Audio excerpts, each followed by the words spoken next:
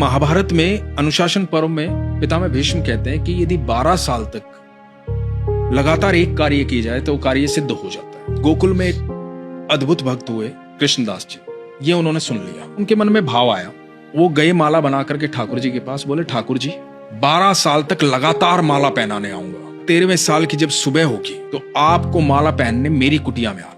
अब कृष्णदास रोज माला बनाते, रोज ठाकुर जी के पास ले जाते और रोज ठाकुर जी को याद दिलाते कि आज इतने दिन हो गए। अब 12वें साल का आखिरी दिन था।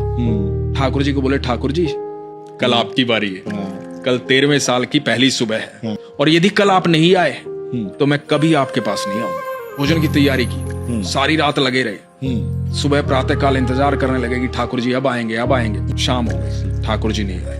आ गया गुस्सा, सारा 56 भोग उठाया, अपनी पोटली में बांधा और देख करके मंदिर की तरफ, कोई नहीं है कृष्ण विष्णु, पत्थर की मूर्ति है वो, सुनता तो आज आ जाता, सुनता ही नहीं है। और बड़बड़ाते हुए जा रहे हैं। आगे से गैयों का एकदम झुंड आ रहा है लगातार। तो एक बालक आवाज दे रहा है, अरे बाबा सुनो, रुको, इतनी सारी गैयां आ रही हैं, टक्कर लग जाएगी, धक्का लग जाएगा, गिर जाओगे, रुक जाओ थोड़ी देर। रुक गए कृष्णदास जी।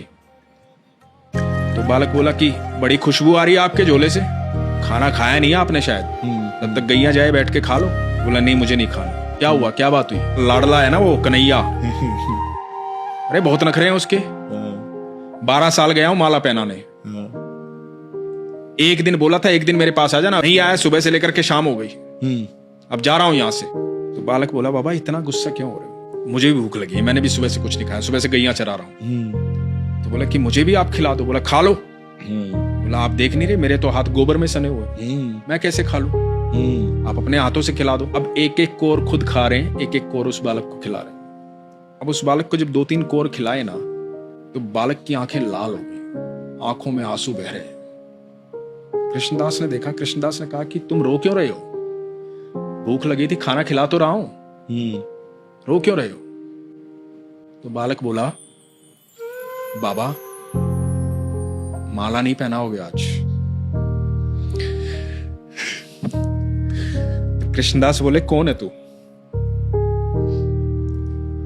मैं ही तो हूं, तुम्हारा कृष्ण। बोला बाबा जब तुम माला पहनाते हो ना मुझे ऐसा लगता है कि मेरा आलिंगन कर रहे हो। आज सुबह से वो आलिंगन महसूस नहीं हुआ, सुबह से इंतजार कर रहा था।